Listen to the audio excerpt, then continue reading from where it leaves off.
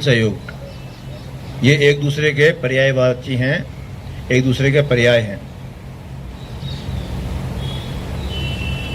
Police में जनता का सहयोग किसी न किसी रूप में अपेक्षित भी है, लेना भी पड़ता है और लेना भी चाहिए, और जनता को बढ़ चढ़कर उसमें हिस्सा भी लेना चाहिए।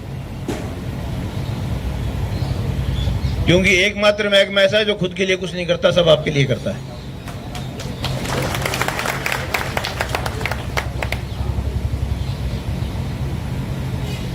और जिसमें आरोप लगाने को तो बहुत आसान है, लेकिन जिस शिद्दत से, जिस मेहनत से, धूप में, सर्दी में, गर्मी में, बारिश में, धुएं में, तूफान में जो ट्रैफिक कर्मी ड्यूटी देता है, वो दूसरा कोई भी पुलिसकर्मी नहीं दे पाता, नहीं देता।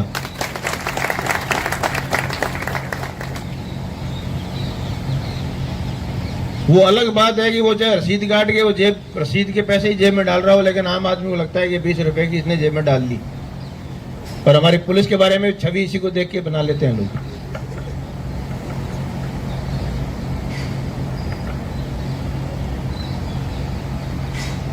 ट्रैफिक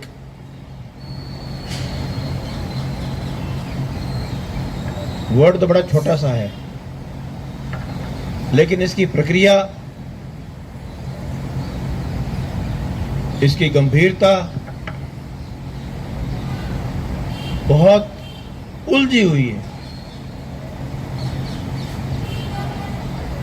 मेरी नजर में तो मैं इसको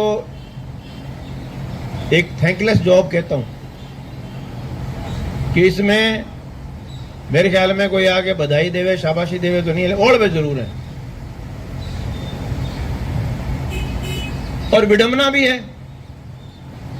कि मजबूरी में हमें चालान भी बनाने पड़ते हैं।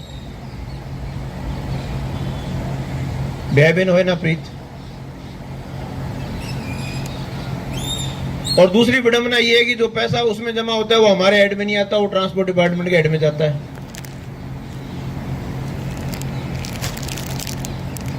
तो हम तो हमारे लिए कुछ कर ही नहीं रहे।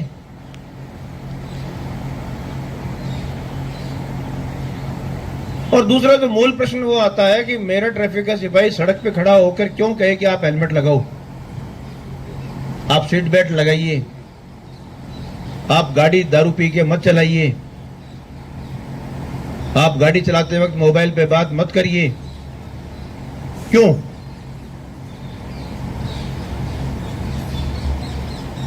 आपकी अपने खुद के शरीर के प्रति कोई जवाबदेही नहीं है?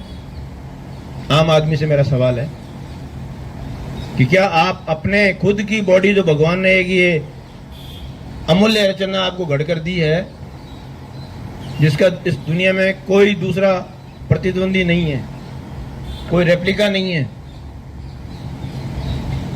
उसके प्रति आपकी कोई रिस्पॉन्सिबिलिटी या जवाबदेही आपके अपने परिवार के प्रति, आपके अपने समाज के प्रति, और चलो छोड़ो इन सबको, राष्ट्र के प्रति तो होनी चाहिए,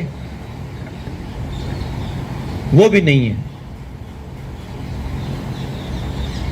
और ब्लेम पुलिस वाले पे के साथ चालान बना रहे हैं। तो क्यों नहीं बना रहे भाई? काम तुम्हारा है, हम कर रहे हैं तुम्हारे लिए। अगर एक्सीडेंट हो जाएगा, खोपड़ी तुम्हारी फूटेगी, मेरी थोड़ी फूटेगी। एक्सीडेंट में डेथ होगी तो परिवार तुम्हारा रोलेगा, मेरा थोड़ा रोलेगा। बच्चे अनाथ होंगे तो किसके? तुम्हारे होंगे। लेकिन उसके बावजूद भी मैं एक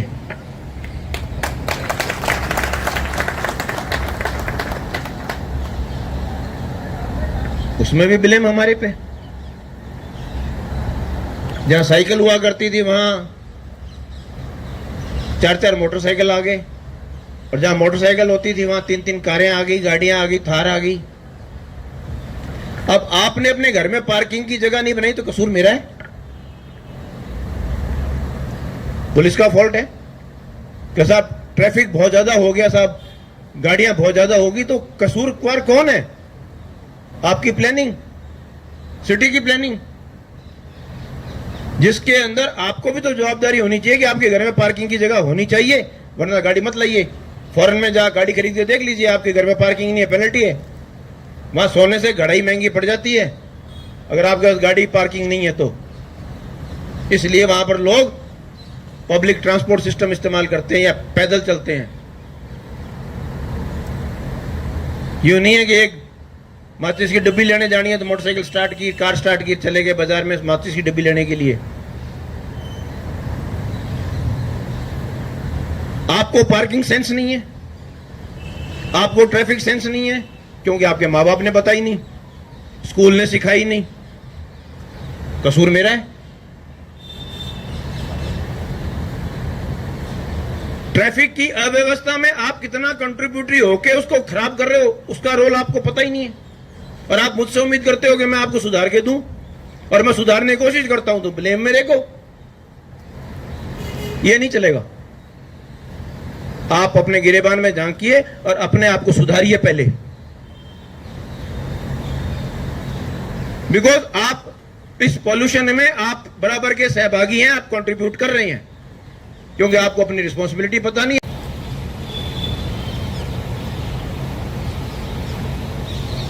और इस देश का कितना बड़ा नुकसान कर रहे हैं आप। जब एक एक्सीडेंट हो जाता है तो उस एक्सीडेंट में अब आप ये मानिए कि एक गाड़ी या एक आदमी जिंदगी पूरी निकाल ले और उसका कहीं भी टूट फूट नहीं हो, जीरो मेंटेनेंस, बिल्कुल जीरो मेंटेनेंस है। आदमी जिस 1500 हड्डी लेके पैदा हुआ, 1500 हड्डी लेके लास्ट में पूरा हो जाए, और गाड़ी जैसे शोरूम से निकली वैसी वैसी 15 साल बाद कंडम में चली जाए, जीरो खर्चा। वो इलाज में पैसे लगते लगते हैं, उसके ऊपर जो तीमारदारी करता है उनका काम असर होता है। वो अपनी दुनियादारी छोड़ के उसको अटेंड करना पड़ता है, क्योंकि दूसरा कौन करेगा। और तीसरा, वो जो गाड़ी टूट फूट होगी उसकी रिपेयर, फिर इंश्योरेंस से क्लेम। तो आप देखिए ना कि आपकी एक बेवकूफी से देश को कितना बड़ा नुकसान कर रहे हो आप। जो पैसा इकोनॉमी के डेवलपमेंट में लगना चाहिए वो पैसा फिजूल में लग रहा है, जो आपकी बेवकूफी की वजह से लग रहा है।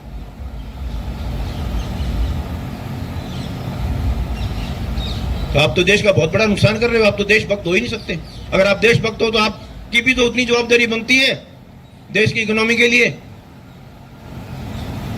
कल की न्यूज पढ़ रहा हूं मैं अखबार में,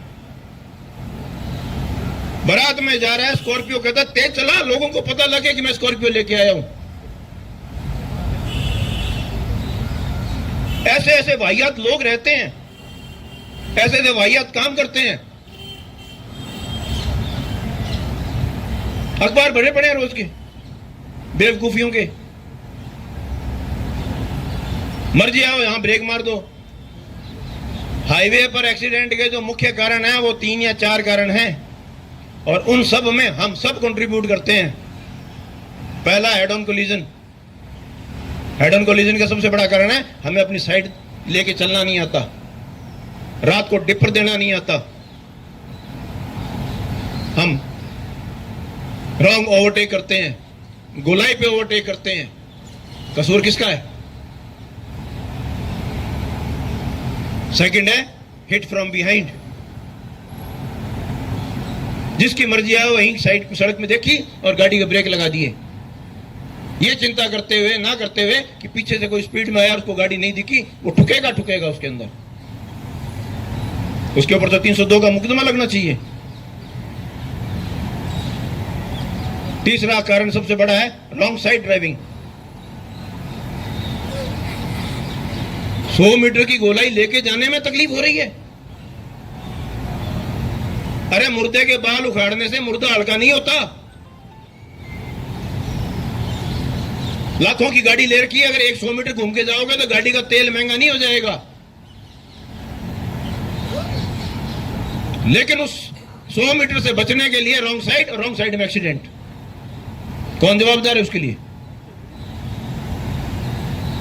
और तीसरा चौथा सबसे बड़ा कारण है हमें अपने आप को हिंदू कहने में शर्म आनी चाहिए कि हमने हमारी घर की गौ माता को सड़क पे छोड़ रखा है, और जो एक्सीडेंट का सबसे बड़ा कारण बनती है।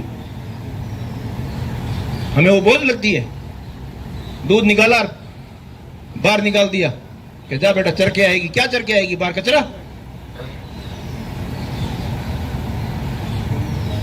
वो जानवर है, उसको मक्खी मच्छर परेशान करते हैं, बारिश का जमाना है, सड़क के बीच में बैठती है, अंधेरे में दिखती नहीं। कई एक्सीडेंट मेरे मिलने वालों के हुए हाईवे पे। कौन दोषी है उसके लिए? कार्रवाई करें तो हम बुरे, व्यवस्था सुधारें तो हम बुरे। तो मैं मेरी ट्रैफिक विड्रॉ कर लेता हूं पूरी, एक दिन के लिए इनको छुट्टी दे देता हूं मैं, देख लीजिए क्या हो जाएगा। ऐसे नहीं चलेगा। मेरा आदमी काम कर रहा है, उसको आप शाबाशी ना दें, लेकिन बदनाम भी करें, ये मैं बर्दाश्त नहीं करूंगा।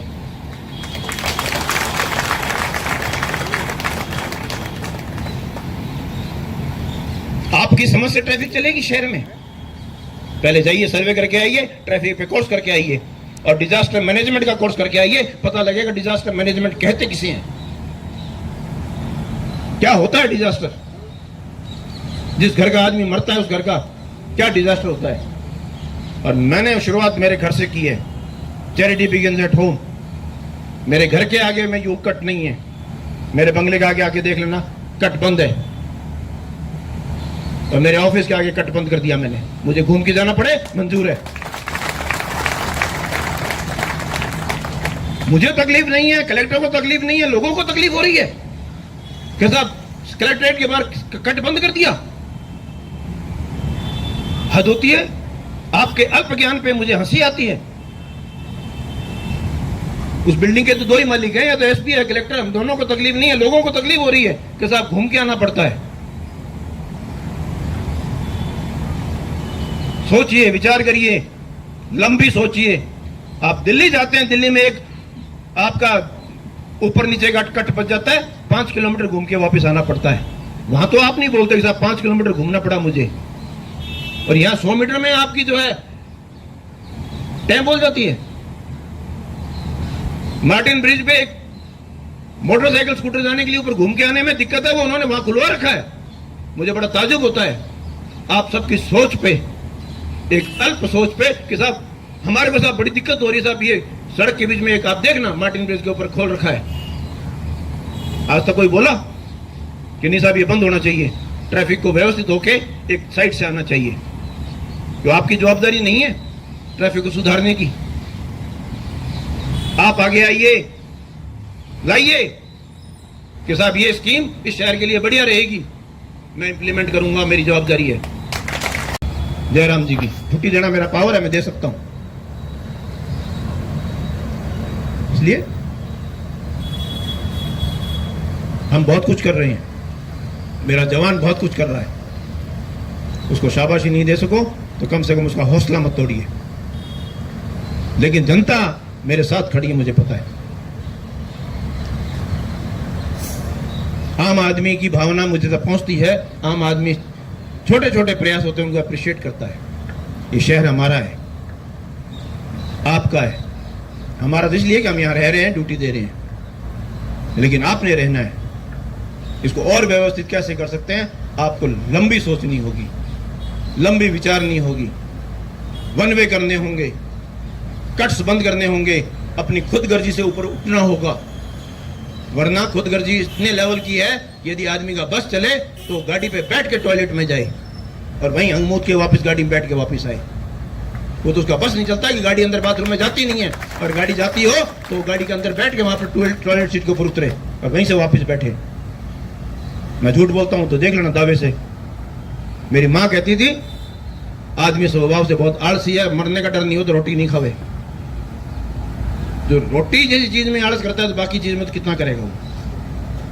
इसलिए ओपन माइंडेड के साथ, ओपन माइंड के साथ आइए।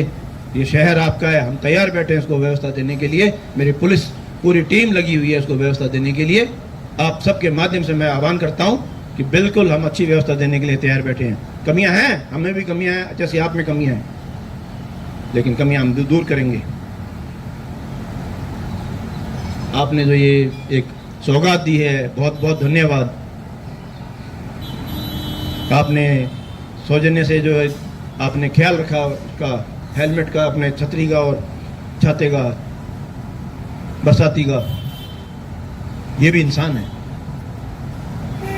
इसलिए बिल्कुल आपके उसका मैं बिल्कुल शुक्रगुजार हूँ, बिल्कुल कृतज्ञ हूँ कि आपने हमारे को इतना मान दिया, इतना हमारे बारे में विचार किया। और आगे भी आपसे मैं उम्मीद करता हूँ कि हमें आपका सहयोग मिले। और मेरी स्कीम तो ये है कि आपके शहर में कैमरे लगें, automated number plate recognition system लगे, फेस रिकॉग्निशन सिस्टम लगे, ताकि मेरा ट्रैफिक का सिपाही सड़क पे खड़ा होकर चालान नहीं बनाए, चालान मेरा ऑफिस बनाए कंप्यूटर पे देख के, कैमरे में देख के। धन्यवाद। जय हिंद।